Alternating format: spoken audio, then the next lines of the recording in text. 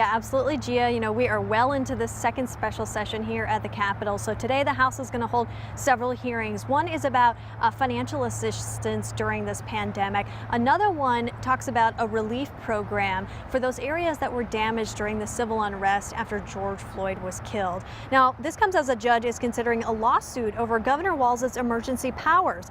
A group called the Free Minnesota Small Business Coalition, along with several Republican lawmakers, are trying to stop those powers from continuing because they say that they're unconstitutional.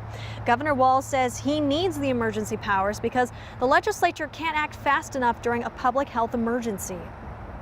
I am more than happy to have the legislature do these things, but if it's just very hard to get a decision that way, and some of these things need to move. This lawsuit is to protect their livelihood and their legacy and their life's work in a lot of cases. Now, Governor Walz's emergency powers expire on August 12th, but if the judge agrees with the lawsuit, those powers could end well before then. Also today, Governor Walz and Senate Majority Leader Paul Gazelka are meeting with families who have lost loved ones at the hands of police. And this goes, Gia, as part of this broader conversation about some sort of police reform may being enacted during this special session. But of course, we're going to have to wait to see if they can get anything done on that. Yeah, a lot of people waiting to see as well. Ellery, thank you.